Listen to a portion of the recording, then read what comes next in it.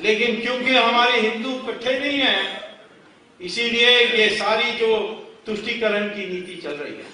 कल जिस दिन हिंदू इकट्ठे होकर वोट डालेगा, यही मुलायम सिंह आपके पास आएगा हाथ जोड़कर, मैं तो हनुमान का भक्त हूं कहेगा।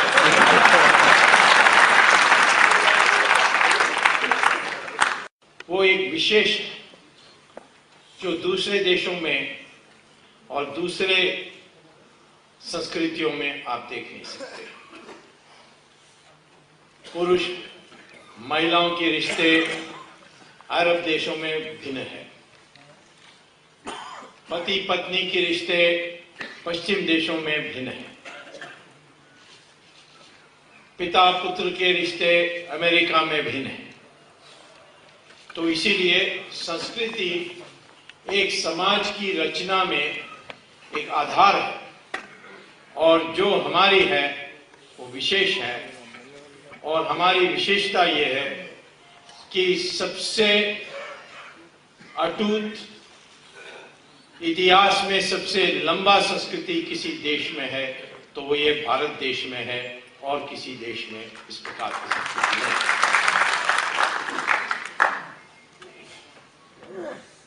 हमारी संस्कृति का एक दो शब्दों में कहा जाएगा तो उसको सनातन धर्म कहते हैं। सनातन धर्म हर पहलू पर उसके लिए सनातन धर्म को आप पूर्ण रूप से अध्ययन करेंगे तो हर बात पर कैसा व्यवहार होना चाहिए, कैसा काम करना चाहिए, कैसे आपकी निष्ठा होनी चाहिए, ये सनातन धर्म है।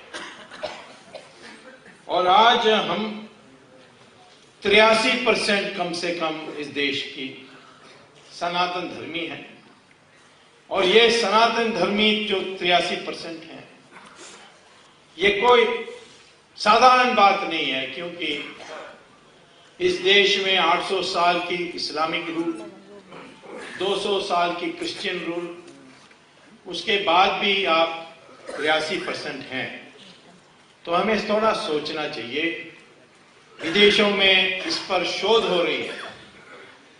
मुझे सऊदी अरेबिया के एक विद्यार्थी अमेरिका में, जब मैं पढ़ा रहा था हार्वर्ड में, तो उसने एक दिन मुझसे कहा कि क्लास के बाद आपसे एक सवाल पूछनी है। तो क्लास के बाद उसने कहा कि मेरे मित्र जो शोध कर रहे हैं सऊदी अरेबिया में, वो ये पूछने चाहते हैं कि हिंदुस्तान 83% हिंदू आज भी है, कैसा है? तो मैं समझा नहीं सवाल को, तो मैंने उसको पूछा क्यों पूछ रहे हो?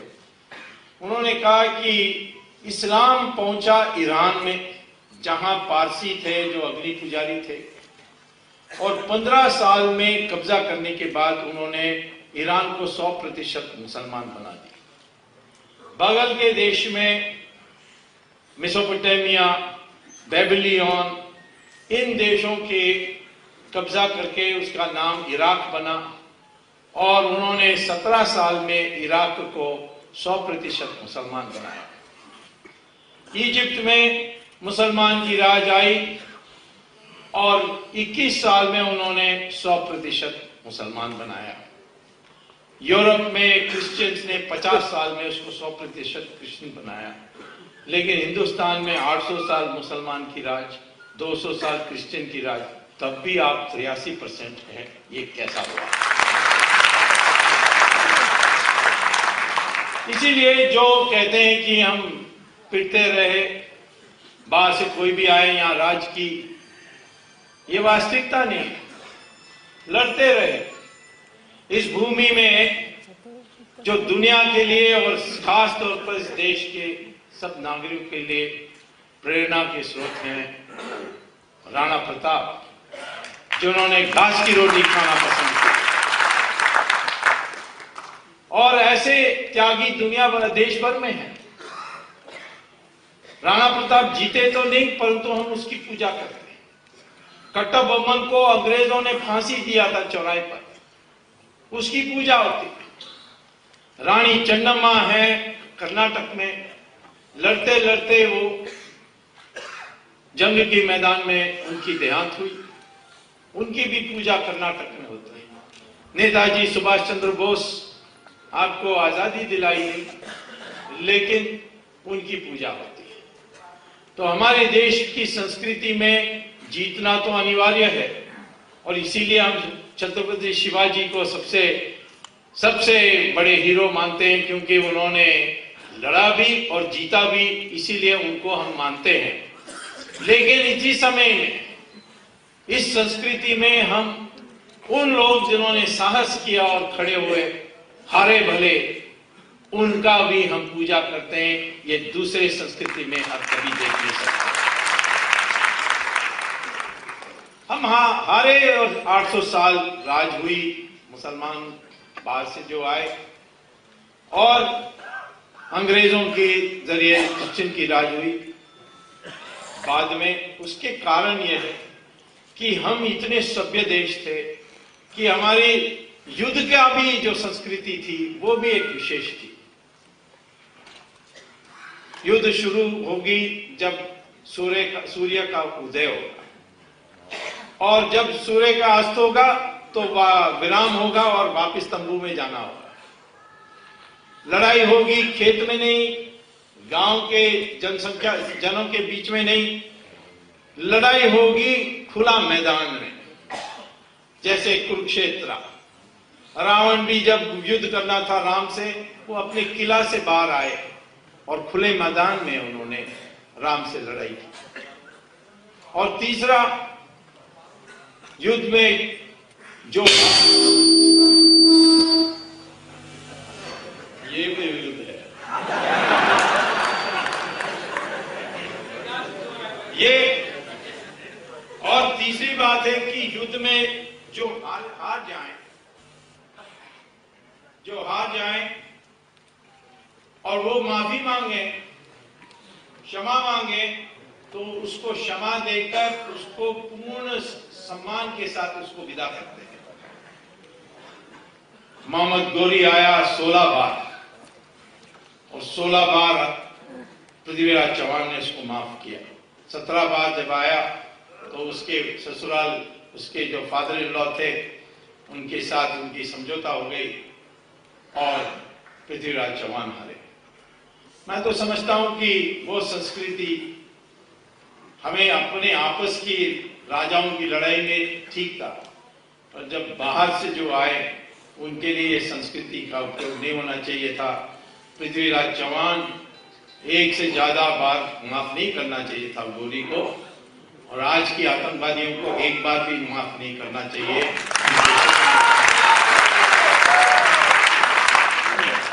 तो इस संस्कृति के अनुसार वो लड़े नहीं, इसीलिए हमारी हार हुई। छत्रपति शिवाजी पहले थे जिनको ये बात समझ में आई, और जब उनको दावत मिली अफजल खान से, तब वो पूरी तैयारी के साथ गए। कोई शिष्टाचार उस समय सवाल रखा नहीं था, पूरी तैयारी के साथ गए। उनको पता था कि ये संस्कृति हमारी संस्कृति के अनुसार अफजल खान की व्यवहार नहीं होगी, और इसीलिए जब अफजल खान ने उनको घेरने की कोशिश की तो उन्होंने पूरी तैयारी के साथ उनको बंद करके आए।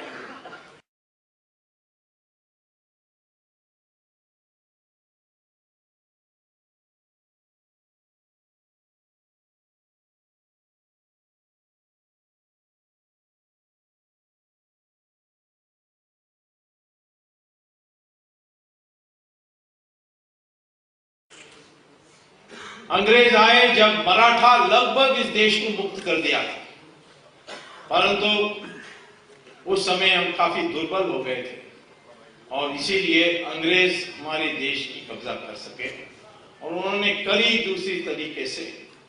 और बाद में उन्होंने हमारे देश की संस्कृति को बदलने के लिए, जब तक ये संस्कृति रहेगी ये लोग कभी गुलाम नहीं हो सकते, और ये मकौले ने साफ साफ अपने पार्लियामेंट में कहा था, और उस संस्कृति को बदलने के लिए उन्होंने पूरा प्रयास किया। आज हमें इस बात पर गौरव नहीं करना चाहिए कि हम बड़ी संख्या के 100 करोड़ से ज्यादा लोग हैं, या हमारी इतनी बड़ी शक्ति है कि हमारे पास एटम बम है। इससे हमें गौरव नहीं करनी चाहिए। गौरव तब आएगी जब हमारी संस्कृति और हमारी जो मनस्थिति है, जो चेतना है, जो संज्ञा है, वो उस अनुरूप हो। संज्ञा से क्या करेंगे? सिर्फ संख्या से। 1000 बकरी एक जगह खड़ी है, एक शेर आएगी तो संख्या तो बकरी के साथ है, परंतु तो भागेगा बकरी, शेर नहीं भागेगा। और शक्ति भी देख लीजिए, जब आपकी जो मंशा है ठीक नहीं है तो शक्ति से क्या करोगे? सर्कस में 5 सिंह होंगे, एक पिंजरे के अंदर बंद, एक दुबला पतला रिंग मास्टर आएगा और उसको उन सिंहों को कहेगा ये ऊपर सिंगी है।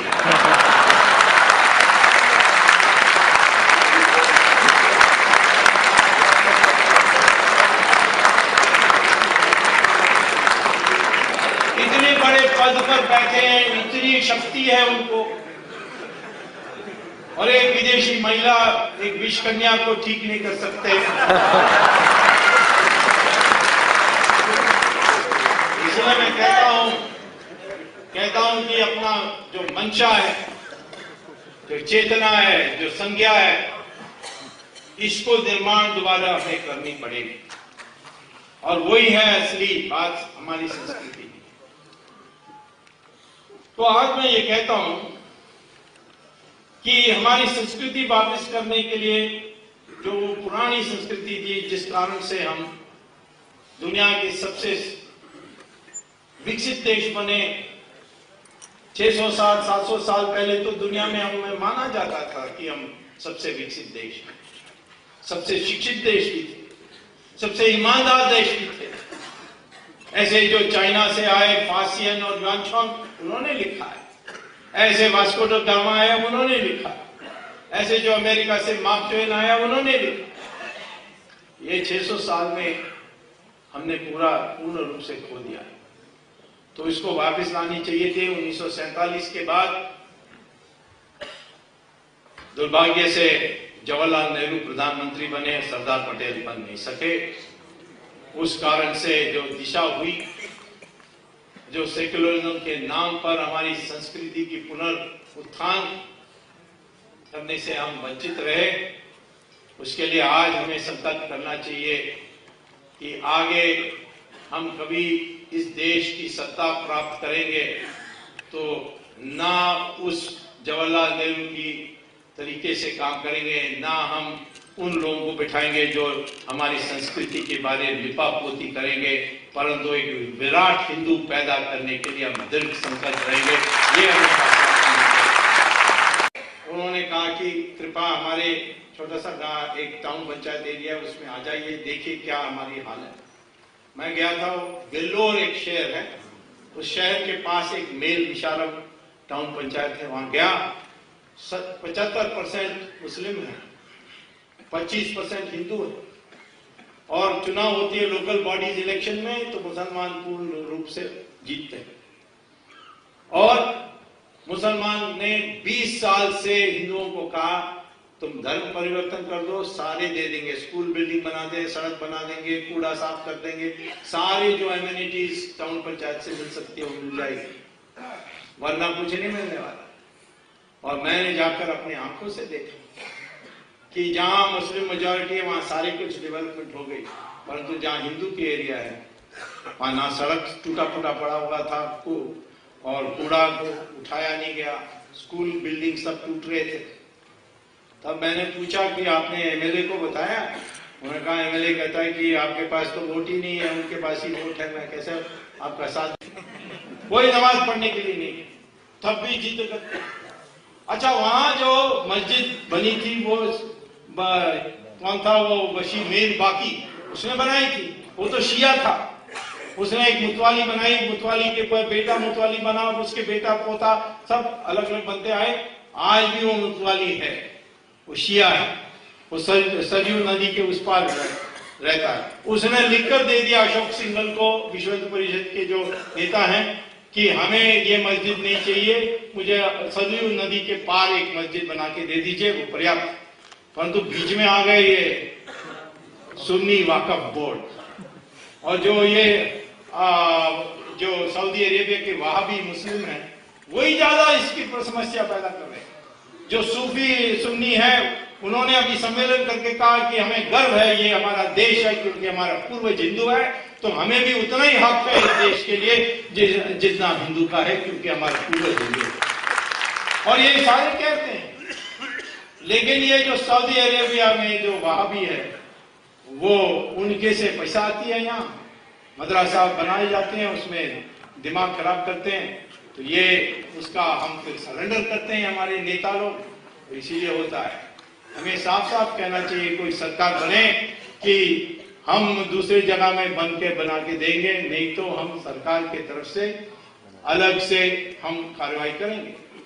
सुप्रीम कोर्ट, हमारे देश की सुप्रीम कोर्ट के संविधान मंच ने कॉन्स्टिट्यूशनल बेंच ने 1994 में जजमेंट दिया है, Farooqui versus the union of India. उसमें क्या कहा है कि मंदिर सदा के लिए मंदिर है, लेकिन मस्जिद जो है वो कभी भी दूसरे जगह में रखी जाएगी, क्योंकि नमाज पढ़ने के लिए कोई विशेष जगह की आवश्यकता नहीं है। आप रेलवे प्लेटफॉर्म में भी नमाज पढ़ सकते हैं, इस ऑडिटोरियम में भी पढ़ सकते हैं, कहीं भी पढ़ सकते हैं।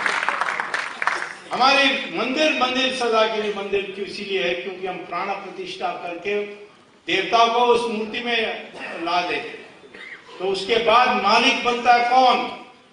वो भगवान ही मालिक है। हम ट्रस्टी बन सकते हैं, मालिक नहीं बन सकते। और ये आज इलाहाबाद के हाईकोर्ट के जजमेंट में साफ कहा है कि राम लाला ही मालिक है उस मंदिर का। रानी चन्नम्मा हो कर्नाटक में, कट्टाबोमन हो तमिलनाडु में, या रानी झांसी हो या सुभाष चंद्र बोस हो, लड़ते रहे। विजयनगरम की साम्राज्य 300 साल चली और उसकी जो कितनी फैली हुई थी, आसाम तक पहुंच गई थी। लेकिन हमारे इतिहास में सिर्फ एक छोटा सा पैराग्राफ होगी कि दक्षिण में एक विजयनगरम साम्राज्य थी। लेकिन अकबर से औरंगजेब सिर्फ 150 साल, और एक एक अध्याय, एक एक चैप्टर हिस्ट्री बुक में पढ़ाया जाता है। तो ये तो हमारी गलत इतिहास जो लिखी गई है, जिससे हमारी दृष्टिकोण इस प्रकार से बनी है, इसको बदलना है। राणा प्रताप, उसके रिश्तेदार मानसिंह आए उनके पास एक बार कि क्यों ऐसा आप रहते हो। अकबर कहता है, अकबर ने मुझे संदेश दिया है आपको देने के लिए कि उसको बादशाह मान लो और वो सब लौटा देगा आपको। तो राणा प्रताप ने कहा नहीं, मैं नहीं मानूंगा। तो उन्होंने कहा फिर क्या, जीवन भर घास की रोटी खाओगे? तुम्हें क्या मिलने वाला है? उन्होंने कहा यह मिलने वाला है कि भविष्य में हर मां अपने बेटे के नाम राणा प्रताप रखेगा, आपके नाम पर थूकेगा।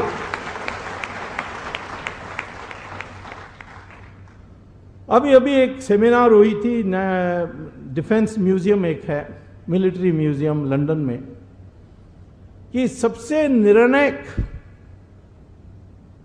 अंग्रेजों की संस्कृति के दृष्टि से और अस्तित्व की कायम करने के लिए निर्णायक युद्ध कौन सा हुआ हमारे लिए, अंग्रेजों के लिए। तो लिस्ट बनाई गई, वाटरलू, वर्ल्ड वॉर 2, हिटलर के विरुद्ध में, इस तरीके से उन्होंने कई बना के, वॉर ऑफ रोजेस फ्रांस के साथ, ये सारे उन्होंने 5-6 युद्धों को उन्होंने गिनाया। उसमें एक युद्ध उन्होंने कोहिमा और इम्फाल का भी रखा। और सारे जो विशेषज्ञ बैठे हुए थे उन्होंने कहा कि यदि हम कोहिमा और इम्फाल में जीतते नहीं तो सुभाष चंद्र बोस हमारी सारी संस्कृति को दुनिया से मिटा देते। इसीलिए ये सबसे निर्णायक युद्ध हमारे लिए रही है।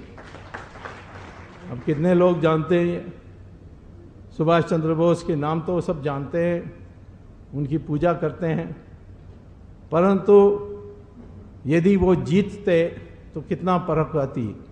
और एटली जो प्राइम मिनिस्टर थे, उन्होंने हिंदुस्तान में एक बार आए थे 1948 में, तो कलकत्ता में चीफ जस्टिस को उन्होंने कहा हमने महात्मा गांधी के कारण छोड़कर हम नहीं गए। महात्मा गांधी थे, इसीलिए सत्ता किसी को देने के लिए जो हमारे पीछा नहीं करेगा, वो महात्मा गांधी थे, तो उनको हमने सत्ता दी।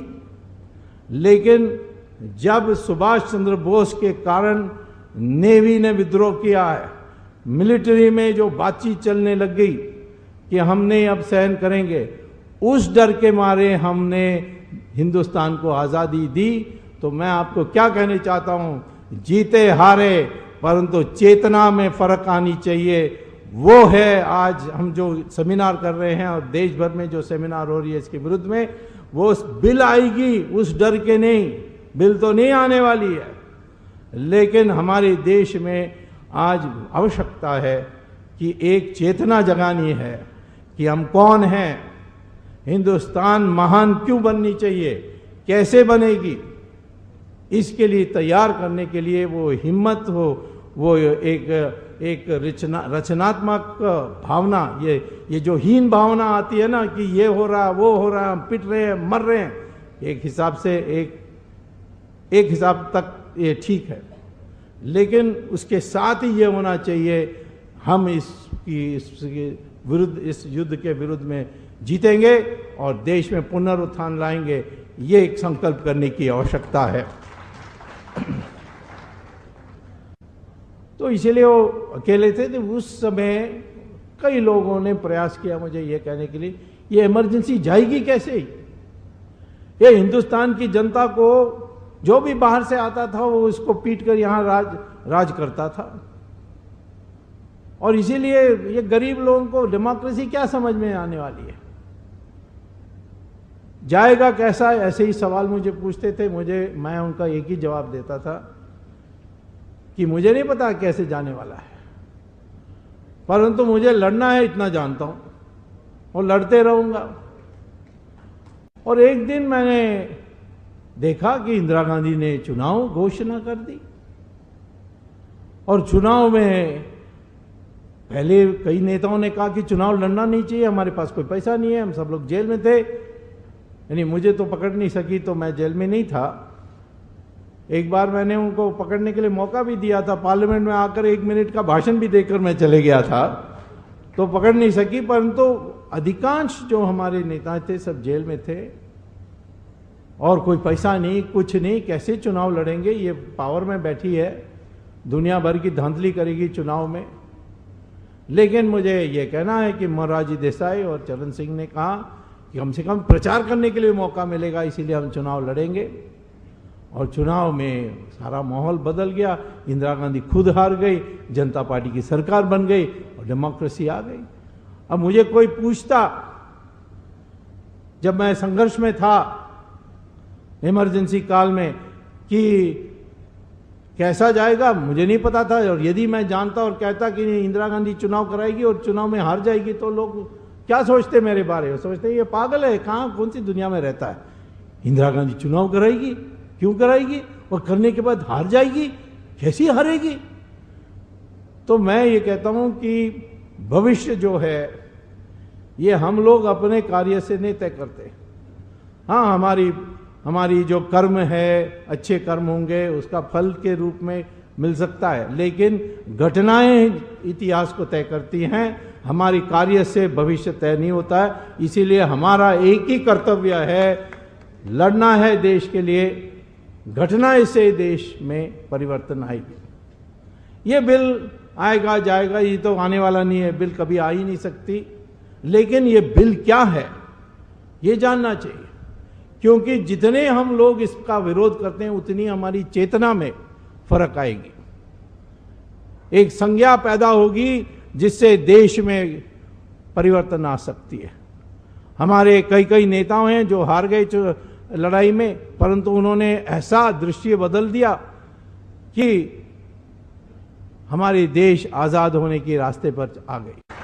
तो यह तुष्टीकरण का कसूर हिंदू का है, यह हमारे नेताओं का नहीं है।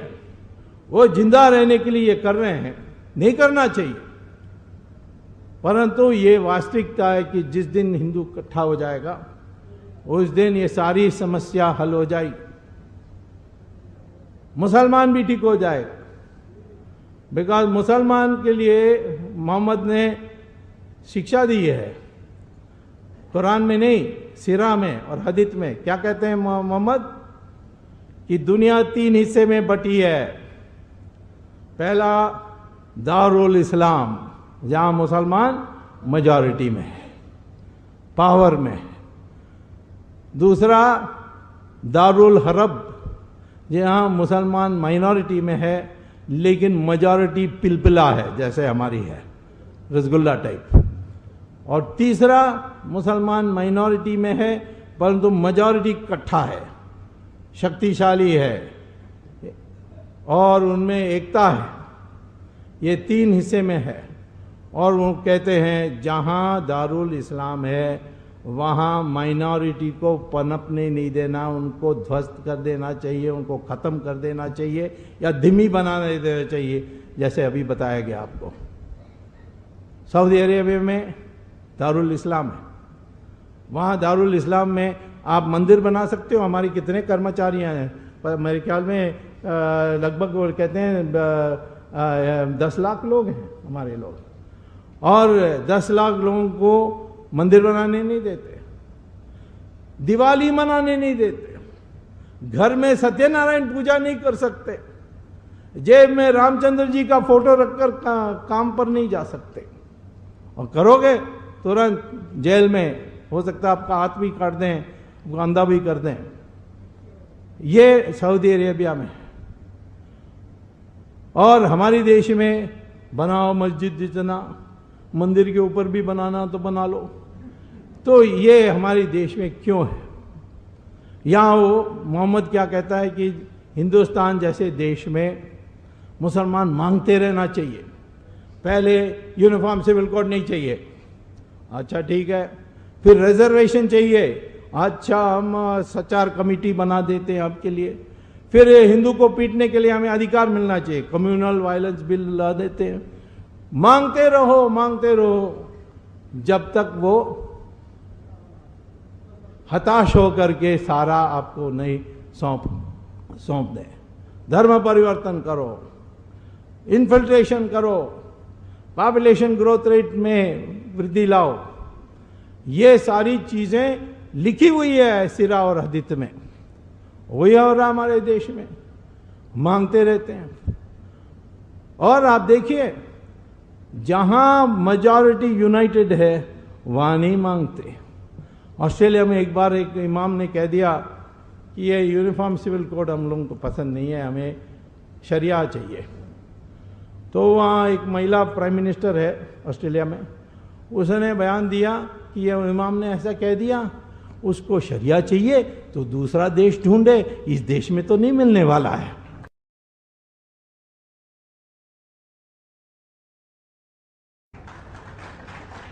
और दूसरा दिन सारे मुसलमान संगठनों ने प्रस्ताव पास करके प्राइम मिनिस्टर को भेजा, ये मुल्ला पागल है, हम लोगों को यूनिफॉर्म सिविल कोड बहुत पसंद है और वही चाहिए। ये उन्होंने लिखकर दे दिया प्राइम मिनिस्टर को। ऑस्ट्रेलिया में नहीं है अलग शरिया शादी विवाह के लिए, वहां यूनिफॉर्म सिविल कोड है, जो क्रिश्चियन के लिए वो ही उनके लिए भी है। इसी प्रकार से अमेरिका में कोई अलग से है उनके लिए कानून है? नहीं है, क्योंकि वहां मेजॉरिटी का दिमाग साफ है और मोहम्मद ने कहा है। हमारे देश में भी आप देखिए जहां मुसलमान मेजॉरिटी में है वो क्या करता है, उसकी व्यवहार कैसी है। कश्मीर में मेजॉरिटी में है, 5 लाख हिंदू पंडितों को और हिंदू सरदारों को सबको उन्होंने भगा दिया है। केरल में जाइए, मल्लापुरम, क्या हाल है हिंदुओं का। अभी मैं वहां होकर आया हूं, कोड़िकोड में गया था भाषण देने के लिए, क्या हाल है वहां हिंदुओं को, आप देखने के लायक। तमिलनाडु में कुल मिलाकर के मुसलमान की संख्या सिर्फ 5% है, परंतु 40 टाउन पंचायत मानी नगर पंचायत में वो मेजॉरिटी में है। और वहां उस नगर पंचायत में देखनी चाहिए कि हिंदुओं का हाल क्या है। दिमाग, समस्या मुसलमान के साथ नहीं है, उसका दिमाग साफ है। समस्या हम हिंदुओं में है, हमारा दिमाग साफ नहीं है। हम रोज सोचते हैं, जैसे वो अर्जुना कुरुक्षेत्र में बैठ के सोच रहा था मैं कैसे इसको मारूं, मैं कैसे करूं। तब कृष्ण भगवान ने उनको सिखाया। जब वो कर्ण की रथ फंस गई और कृष्ण ने कहा मारो इसको, तब कृष्ण कहते हैं मैं कैसे, अर्जुन ने कहा मैं कैसे कर सकता हूं, वो तो रथ में से उतर गया है। हाँ, जब द्रौपदी की वस्त्र हरण हो रही थी तब ये क्या कर रहा था, तब नहीं आपको अकल आई, मारो उसको। यही भीष्माचार्य के बारे भी कहा, वो पूज्य हैं, मेरे गुरु हैं। अर्जुन ने कहा ये हमारी बीमारी है, जो अर्जुन की बीमारी है वो दिमाग अपनी साफ करो, मुसलमान अपने आप ठीक हो जाएगा। ये मैं आपको बताना चाहता हूं।